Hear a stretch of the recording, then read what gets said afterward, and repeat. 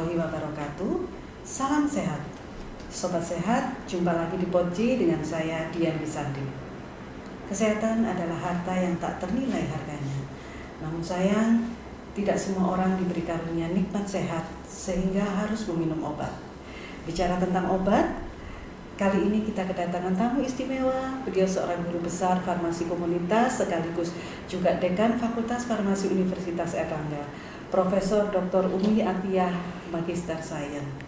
Assalamualaikum Bu Dian. Waalaikumsalam, Prof. Apa kabar, Prof? Alhamdulillah, di suasana pandemik ini kita perlu bersyukur kita diberi kesehatan, nikmat yang luar biasa pada saat ini.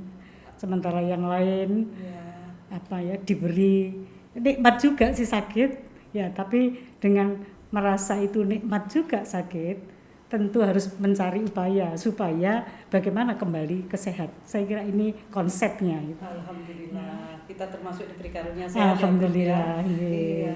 Apakah ada tip-tip khusus, Prof, pada saat pandemi ini kita harus supaya tetap sehat, supaya tetap fit, gitu, Prof? Iya, sebetulnya tidak ada ya orang kepingin sakit, itu tidak ada. Tapi ini secara alami, kalau orang sudah merasa sakit pasti ada upaya untuk sehat. Nah, upayanya itu macam-macam. Tapi barangkali masyarakat awam selalu kalau sakit pasti obat gitu ya. Mungkin kita perlu menyampaikan bahwa sebetulnya obat itu diperlukan pada saat yang memang sudah upaya lain tidak bisa. Jadi nggak sembarangan. Nggak sembarangan gitu. Karena sebetulnya filosofinya obat itu bermata dua. Iya. Seperti madu dan racun gitu. Ya. Kayak nyanyian ya. Iya, seperti nyanyian ya. Nah, karena apa? Di tangan siapa sih obat itu punya makna? Tapi di tangan siapa obat itu menjadi racun? Ini yang mungkin perlu disampaikan. Jadi obat itu tidak seperti makanan, minuman itu enggak gitu ya. Enggak seperti aqua mineral. Nah, enggak sama, beras, itu betul. Ya. Bahkan air pun ini saya masih ingat guru kita barangkali ya. Air aja kalau jumlahnya berlebihan itu juga menjadi racun. Saya masih ingat itu istilahnya water intoxication. Kebayang kalau kita minum air sekaligus 10 liter. Nah, itu luar biasa. Padahal kebutuhannya cuma 2 liter itu. Jadi betul-betul itu air ya. Apalagi yang namanya obat. Jadi enggak bisalah sembarangan minum obat itu. Apalagi obat ini kan ada yang harus diminum, ada yang harus dioleskan, ada yang harus disuntikkan, gitu ya. Ada yang harus ditempel. Ada yang harus ditempel, gitu ya. Nah, sebetulnya apa sih kok harus dengan bermacam-macam cara? Nah, kalau obat bisa ngomong enak, gitu ya. Kayak Doel Sumbang, kalau bulan bisa ngomong. Betul. Ini sering ya. Kalau obat bisa ngomong, kapan obat itu ditelan? Tolong saya ditelan saja gitu ya. Enak gitu ya. Iya, enggak usah dioleskan. Ditelan pun macam-macam ya, Prof ya. Oleh karena itu ada seorang yang memang membawa ilmunya gitu ya. Jadi obat ini memang ya kita kenal mungkin di Indonesia itu kenalnya apoteker gitu ya. Tapi kalau di dunia ya universal ini farmasis. Kalau apoteker itu seolah-olah ya di apotek saja gitu. Nah, padahal obat itu ya ndak ada di apotek. Kalau mau dilihat obat itu mulai dari mana? Sebetulnya bahan alam ya. Sekarang ini kan sedang marak ya. Back to natural gitu ya, back to natural ya. Itu sebetulnya kalau mau dilihat itu obat itu disediakan oleh Sang Maha Pencipta untuk makhluknya gitu ya. Ya contoh siapa sih yang tahu kunir? Kunir itu ada lebih dulu atau nunggu apoteker ada dulu baru kunir dikatakan obat gitu ya. Ini perlu harus dicari. Ternyata kunir itu ya dari dulu kunir ada sebelum apoteker ada. Tapi begitu apoteker ada, nah digali kunir ini mengandung apa gitu ya. Terus muncullah ini kalau turun-temurun ya, kalau apalagi di Jawa, kunir ini bisa jadi obat obat sakit perut, Iya. ya, yang akhirnya suatu saat ditemukan ini mengandung antibiotik. Nah, ya kan Iya, sering betul, begitu kan. betul. Nah, sekarang apalagi ada COVID ini, semua Empon-empon. semua empon-empon menjadi obat gitu ya. Asal nggak kebanyakan ya Prof. Nah. Karena ada dosisnya kali. Betul. Ya. Ya bahkan ya jangan sampai terus kunir dibuat kalung gitu ya. Ada kemarin saya baca di Cina itu Prof, karena salah informasi, ada seorang wanita yang saking ketakutan terhinggapi COVID, dia itu makan 1,5 kilogram bawang putih. Jadi informasinya sangat menyesatkan. Betul. Ya. Ya saya senang sekali ini diundang Budian ya. Ya, Barangkali ini sudah waktunya ya kita ini memberikan pencerahan kepada masyarakat, karena obat ini memang tidak sembarangan gitu ya. ya. Oleh karena itu saya ingin sedikit memberikan gambaran. Kenapa sih saya katakan tadi obat itu tidak bisa ngomong? Apa memang harus ngomong? Enggak. Iya, Prof. Kalau obat bisa ngomong luar Enak biasa kita ya. gitu ya. Tidak perlu apoteker gitu ya. Gitu loh. Kenapa? Kenapa sih obat itu harus ada informasinya? Iya, Prof. Saya berikan contoh ya. Obat ini kan selalu ada bentuknya ya. Ada kapsul, ada tablet tadi ya. Nah, tapi orang mengatakan ini semua obat gitu. Nah, sebetulnya obat itu mengandung tiga hal. Iya, Prof. Satu, dia punya bentuk fisik. Ya. Yang kedua, dia punya senyawa aktif. Iya, Prof. Senyawa aktif farmasi ya itu. Nah, ini yang berkhasiat gitu ya. Iya. Kemudian yang ketiga, dia punya sistem pelepasan. Makanya tadi harus dioleskan. Nah, sehingga kalau mau dilihat, obat itu ada teknologinya. Betul. Ya. Kemudian ada bahan aktifnya, ada bentuknya. Dan ujung-ujungnya tentu ada tujuan untuk apa. Ya. Jadi Targetnya gitu targetnya. ya, Jadi kalau ini sudah terpenuhi, nah itulah obat. Ya. Nah, kalau ini ada teknologinya, kemudian bahan aktifnya, kemudian ada cara pelepasannya, tentu supaya ini benar sesuai dengan yang membuat ya, ini harus ada petunjuk penggunaannya. Nah, sekarang saya semakin jelas nih, Prof. Karena kadang-kadang kita lihat ini gini, Prof. Obat itu bentuknya sama, warnanya sama. Terus kemudian sama-sama diminumnya, tapi satunya untuk obat penurun panas, satunya untuk obat hipertensi. Nah, karena 3 hal itu ternyata ya, Prof. Ini masyarakat awam masih belum paham. Betul. Gitu. Kadang-kadang kalau kita sama-sama ya, mungkin Budian di apotek ya. Saya dulu sempat praktek ya, sekian ya 25 tahunan saya praktek. Sekarang sudah tidak praktek karena sudah tidak nututi sudah waktunya ya. Ya, jadi ada masyarakat tuh bawa contoh ya. Mau beli ini loh. Apa ini loh. Jadi ini sering dibawa. Ya pasti kita tidak bisa memberikan warnanya sama, belum tentu ya bentuknya sama, belum tentu khasiatnya ya, karena tadi ada senyawa aktif tadi itu. Nah, oleh karena itu mungkin kita memang perlu memberikan pencerahan. Obat itu tanyakan kepada yang memang mendesain gitu ya. Yang mendesainnya apoteker. Ya, farmasis ini. Nah, memang farmasis ini mungkin ya tidak dikenal karena apa? Obat ini kan diproduksi di industri, di pabrik ya, industri farmasi. Begitu dia selesai jadi, dia di launching ya. Kemudian pada saat digunakan sudah lupa siapa pembuatnya ini. Padahal yang membuat apoteker. Nah, itu tidak kelihatan aja. Tidak kelihatan gitu ya. Beda dengan dokter ya. Dokter itu pasiennya terengah-engah gitu ya. Datang ke dokter, diinjeksi katakan aminofilin injeksi. Aduh, yang tadinya terengah-engah terus plong. Seolah-olah ini ya. Aduh, terima kasih dokter.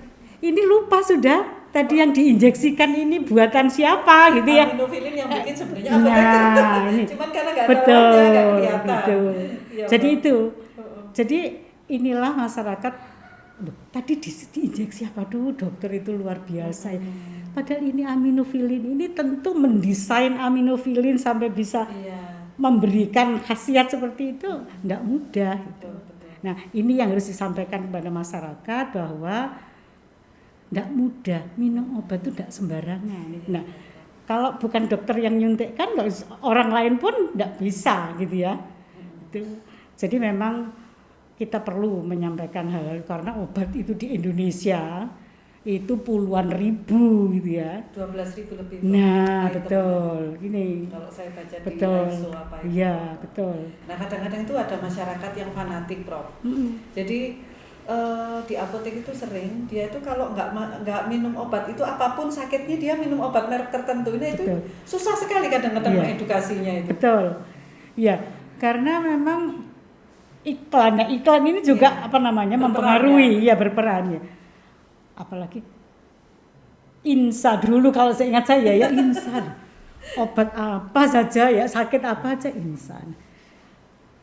Bahkan tadi yang disampaikan, ada satu senyawa aktif ya, itu diproduksi oleh berbagai industri ya. Nah, contoh saja yang paling gampang, aduh sakit panas, Panadol atau paracetamol. Ini produk yang mengandung paracetamol itu di Indonesia mungkin lebih dari 50 nama dagang gitu. Baik yang biasa maupun campuran. Betul. Sehingga saya cocoknya dengan Bodrek. Oh enggak, kalau saya pakai Mixagrip.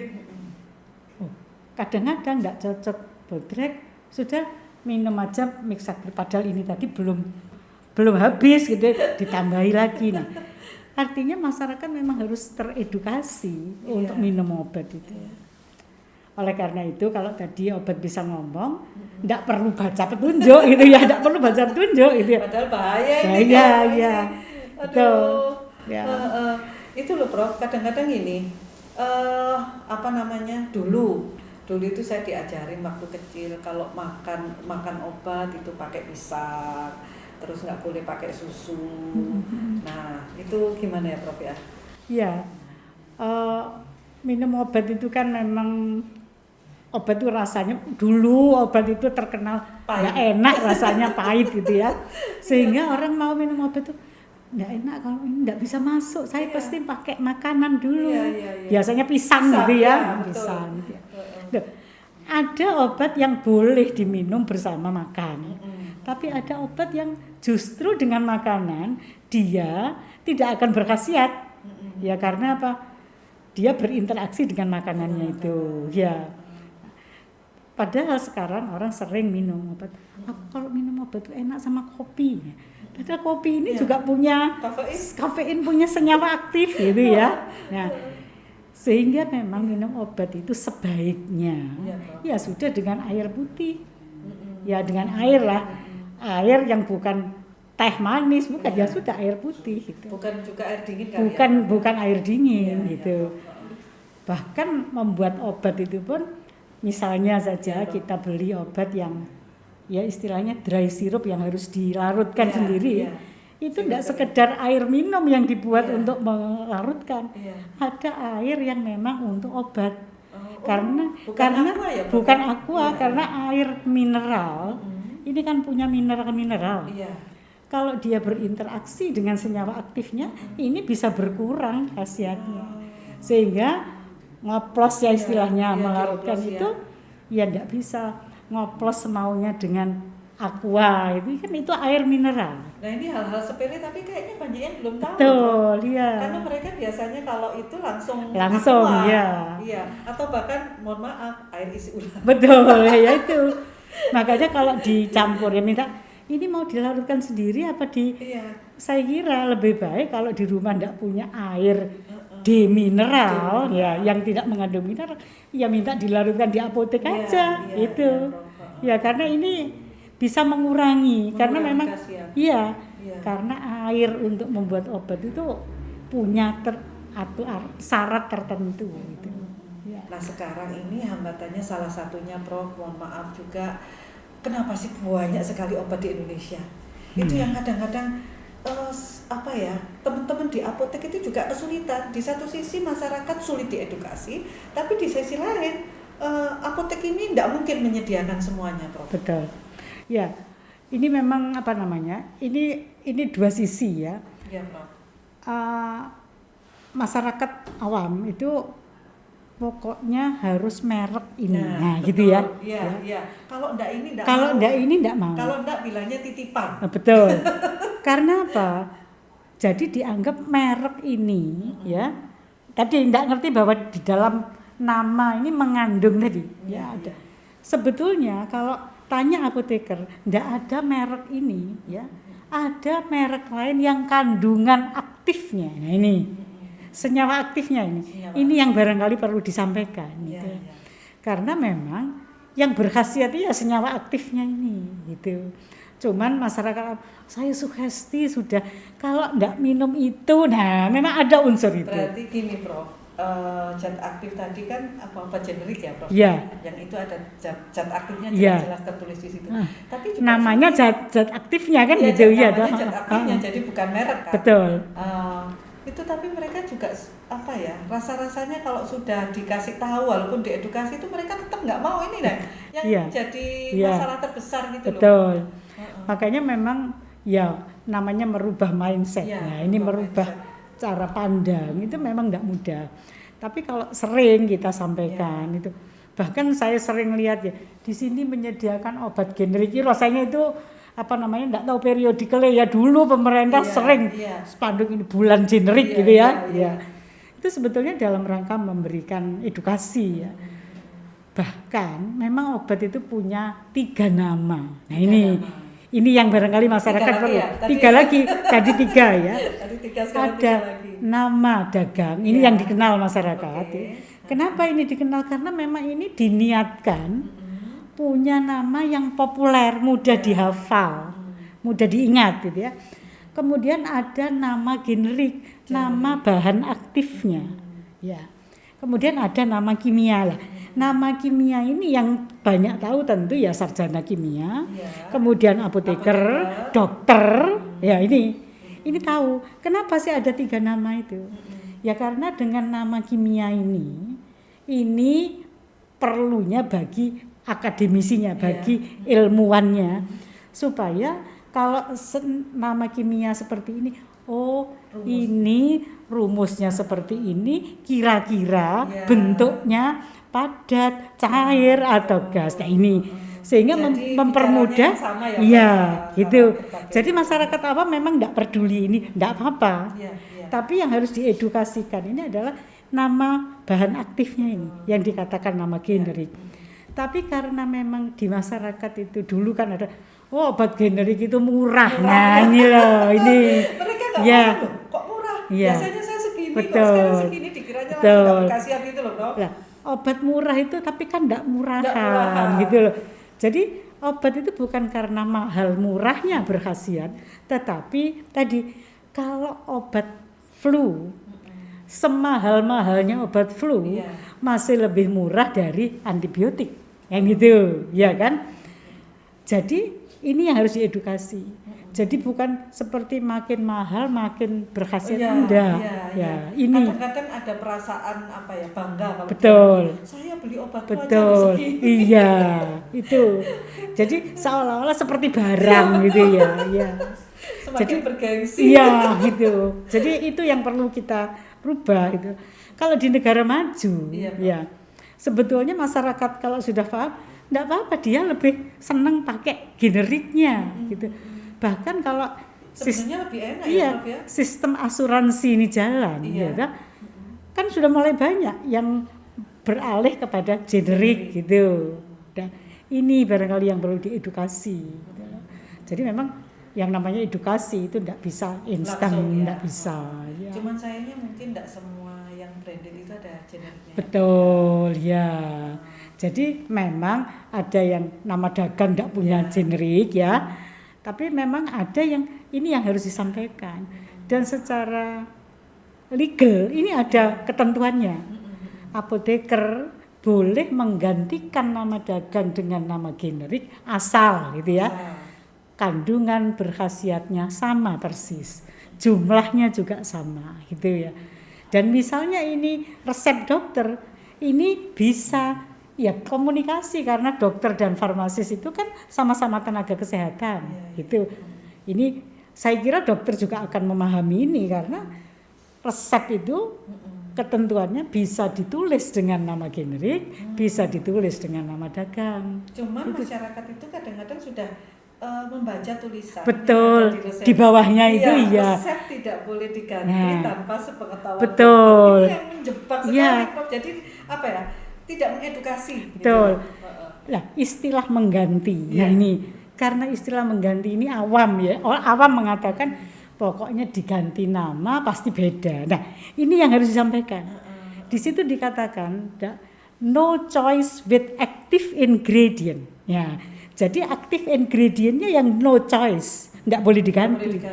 Namanya bisa namanya beda, active ingredientnya sama. Itu yang harus disampaikan. Jadi kata-kata itu mengganti ini bukan mengganti awam. Apoteker kalau mengganti tentu aktif ingredientnya tetap dipertahankan itu. Dan itu sudah jadi mandatori ya. Betul, ya, betul. Gitu ya. Oleh karena itu pasiennya juga diberitahu, dokternya juga diberitahu. Ini masalah etik, gitu loh, ya. Sehingga memang kalau dokter itu ada di tempat praktek, maka apoteker juga harus ada di situ untuk ini tadi melindungi masyarakat dari penggunaan obat yang salah dan dari penyalahgunaan obat. Saya kira ini menjadi strategis sekali posisi apoteker ini untuk melindungi masyarakat. Ya. Memang apoteker intinya harus praktek kan. Betul. Supaya dia dicari oleh masyarakat. Betul. Karena sebenarnya kalau saya lihat masyarakat itu sangat butuh. Sangat butuh. Banyak sekali butuh informasi obatnya. Betul. Nah, ada sih beberapa yang mencantumkan jam praktek, tapi ada beberapa yang masih belum. Betul. Nah, kadang-kadang itu masyarakat nggak berpikir, yang penting aku itu obat, pulang dapat obat gitu. Betul, ya. Ini bedanya. Ya. Jadi saya pernah membaca sebuah pustaka ya, sama dengan apa sih kita katakan beli ini apa namanya? Mic ini ya. Kita ini mau beli mic-nya atau mau beli manfaat dari mic. Nah, gitu loh. Nah, kita beli obat itu kan bukan obatnya, manfaat itu. Jadi beyond ini. Itu yang kita sehingga pada saat kita beli mic minta penjelasan kan? Karena mic itu bervariasi gitu ya. Yang ini kapasitasnya berapa? Bagaimana suaranya? Ini mic. Apalagi obat yang hubungannya dengan betul. Karena obat ini memang tidak terasa ya, karena umpama ada salah obat pun ada yang saat itu katakan ya kalau alergi gitu ya, tapi ada yang jangka panjang gitu. Ini tidak dirasakan.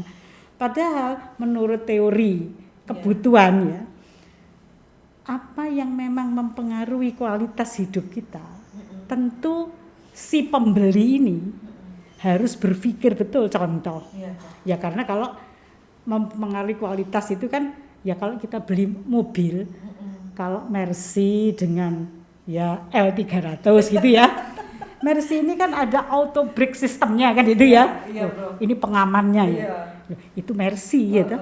Sehingga orang yang beli Mercy itu tanya detail, obat itu sebetulnya ya sama lah dengan Mercy itu, karena apa? Mempengaruhi kualitas hidup. Mestinya keterlibatan konsumennya atau penggunanya itu tinggi.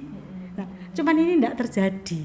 Ya karena pokoknya saya minum, padahal tidak begitu. Kadang-kadang obat anaknya dipakai. Nah, satu keluarga dipakai. Betul, bahkan sering saya ini dulu waktu ya masih praktek itu banyak cerita. Iya, Bro. Suatu saat itu di apotek, ini apotek sudah hampir tutup. Setiap kali saya panggil anak Adi gitu, diem aja. Terakhir tinggal satu pasien itu. Anak Adi. Loh Bapak nunggu apa? Saya nunggu resep anak saya. Namanya Dito. Ini Adi. Oh iya, tadi saya pinjem resepnya tetangga saya. Karena umurnya Adi dan Dito sama, gejalanya sama. Luar biasa, ini terjadi di masyarakat. Padahal faktor lainnya seperti berat badannya, kan beda banget, dan jadi masyarakat tuh dokteri sendiri gitu loh. Sehingga waktu dipanggil anak Adi, ya diem aja bang, anaknya dia namanya bukan Adi. Nggak salah gitu ya. Jadi ini terjadi gitu ya. Iya. Ya itulah masyarakat ya. Oleh karena itu enggak bisa pinjem resepnya orang lain, itu enggak bisa. Tapi kan biasa, kalau umurnya podo wong lahirnya juga terpaut berapa jam gitu ya. Tetangga soalnya dekat. Ya itulah masyarakat. Ya itulah, ternyata luar biasa sekali Betul, pencerahan dari iya. Prof. Saya mendapat banyak hal ya. Tidak hanya dari obat, tapi ternyata beyondnya itu yang harus kita jelaskan. Betul. Masyarakat harus mulai dipahamkan bahwa mereka bukan sekedar mencari obat fisiknya, Betul. tapi khasiat di balik Betul, itu. ya. Nah, khasiatnya ini yang kadang-kadang harus dipahamkan Betul, juga. ya. Nah, apakah di sini tuh ada peran dokter juga, Prof, untuk memahamkan itu? Ada. Karena begini, ini kalau yang obat yang diresepkan Iya, dokter, iya. tentu resep dokter ini membuatnya ndak asal ya. Iya. Karena dokter ini pun belajarnya untuk menegakkan pasien itu punya gangguan apa. Ini betul-betul dengan macam-macam. Ya diperiksa laboratorium, belum lagi kalau pakai dibaca pakai sentolop ya. Pokoknya dokter itu kan banyak alat bantu ya. Kenapa? Karena jantung ya enggak bisa ngomong. Makanya perlu ECG kan gitu ya. Begitu ketahuan ditulis resep. Nah, ini sebetulnya makna resep ya. Resep itu adalah surat permintaan dokter kepada apoteker, surat permintaan ini untuk dibuatkan obat untuk pasiennya dokter tadi yang sudah diperiksa. Nah, hal-hal seperti ini memang harus difahamkan. Jadi tidak sekedar resep ini nebus obat, bukan. Istilahnya Nebus itu. Iya. Padahal ini adalah sebuah continuum proses. Jadi begitu dokter menegakkan diagnosa, nulis resep, ini di take over mestinya gitu ya, karena jadi yang baca ini harus apoteker. Ya, sehingga tahu. Enggak terus dibeli separuh apa semuanya. Nah, ini enggak boleh. Karena dokter betul-betul ngitung betul itu. Dituliskan sekian itu pasti ada pertimbangannya. Nah, ini yang enggak boleh. Sehingga dokter dan apoteker itu mitra yang luar biasa. Nah, kalau ini berjalan bagus, yang terlindungi itu masyarakat. Ya. Dokter saya kira dengan senang hati, apoteker juga gitu ya. Tapi ya jangan terus diwakilkan kepada kasirnya apotek untuk tanya gitu loh. Ya, ini yang sering gitu ya. Ini memang harus bermitra gitu ya. Iya. Atau ada gini Prof, tips-tips khusus lah dari Prof Umi, bagaimana supaya masyarakat itu terlindungi ya dari walaupun itu bukan obat resep. Betul. Ya, saya kira masyarakat harus diedukasi. Kalau cari obat, cari di tempat yang ada penanggung jawabnya. Ya. Toko obat juga ada penanggung jawab, tapi asisten apoteker mungkin atau tenaga teknis kefarmasian sekarang. Toko obat dulu namanya toko obat berizin gitu ya.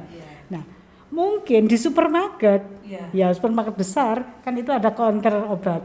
Bisa saja di situ juga ada tenaga teknis kefarmasiannya. Nah, di apotek pasti ada apoteker dan ada tenaga teknis kefarmasian. Paling enggak masyarakat terlindungi atas informasi yang benar dari obat ini. Begitu juga cara nyimpennya. Kan enggak disimpan semaunya gitu. Ya, saya kira itu. Nah, ini belum lagi kita bicara masalah obat yang dibeli secara online, Prof. Betul. Ya. Saya kira kalau yang online itu, ini lagi-lagi yang sistem regulasinya sudah ada gitu ya. Jadi obat itu online boleh. Tapi begitu ini sampai katakan yang menentukan untuk ini rilis itu tentu adalah yang bertanggung jawab. Itu. Jadi tidak bisa ini diperdagangkan tanpa ada penanggung jawab itu. Ya, mudah-mudahan di Indonesia ada gitu ya. Tapi saya pernah baca, Prof, hampir semua obat yang diedarkan secara online tanpa penanggung jawab tertentu, misalnya itu apotek tertentu yang ini itu banyak yang ternyata ilegal. Nah, ya. Nah, seperti itu tuh. Terus dicurigai juga dia obat palsu. Ya, betul. Nah, ini kalau Ya, seperti ini ya, kan luar biasa. ya. Nanti Kenapa dampaknya harus sama ada yang masyarakat. bertanggung jawab? Ya, Ya. tadi itu. Heeh. Kita harus waspada. Mm-mm. Kalau tidak ada penanggung jawabnya, kalau ini, Iya. kalau ada sesuatu, Mm-mm. siapa yang bertanggung jawab? Iya, iya. Betul. Karena ini kembali, mudah-mudahan tidak tahu di Indonesia itu Iya. kapan. Kalau yang saya baca, ini di Amerika ya, ada yang namanya omnibus ya, kita ngomong omnibus law ya, ini omnibus tentang beras 90 ya kalau tidak salah di Amerika itu. Ada memang peserta asuransi itu sebelum minum obat Iya. itu harus di-approve obat ini oleh apoteker. Sehingga orang yang mau minum obat diberi apa? Seperti Iya, formulir atau information sheet gitu ya. sheet, ya. Obat ini digunakan ini yang para apoteker. Iya. Sampai seperti itu ya? Iya. Saya kira BPJS ini sudah mulai. Seingat saya di BPJS itu ada. Iya. Begitu dokter tulis resep, kemudian ada buku Iya, kontrolnya, ada. itu kan itu diserahkan kepada apotek ya, ada apoteker. Nah, ini mulai ada. Saya kira ini memang harus ya. untuk pas pelayanan rujuk balik ya. Iya. Saya kira sudah mulai ada. Ya, Ya. Alhamdulillah kalau Ya. sudah mulai ada kemajuan ya. Iya. Moga-moga itu tidak hanya terjadi di BRP, tapi Betul. nanti meningkat di pelayanan. Iya. itu sendiri. Ya. Oke, sobat sehat semuanya, hari ini kita mendapat pencerahan yang sangat luar biasa dari Prof. Umi dan saya sangat berterima kasih Prof. Ternyata banyak hal yang saat ini mungkin disikapi sepele, tapi ternyata itu dampaknya luar biasa. Betul. Yang paling kelihatan adalah mulai dari penyimpanan.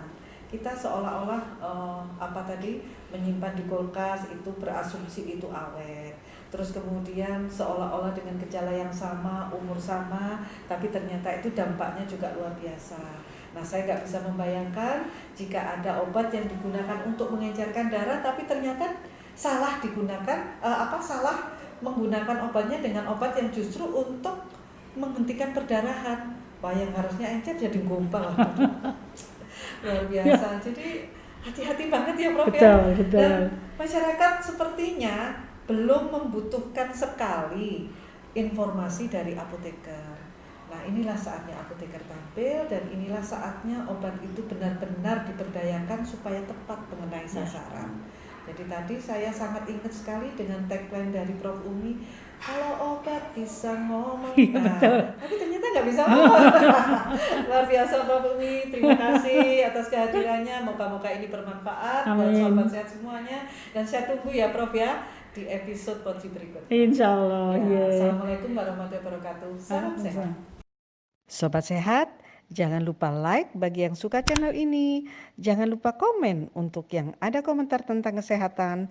Dan share agar semua orang bisa menjadi sehat. Subscribe agar channel ini bisa lebih sehat dan berkembang.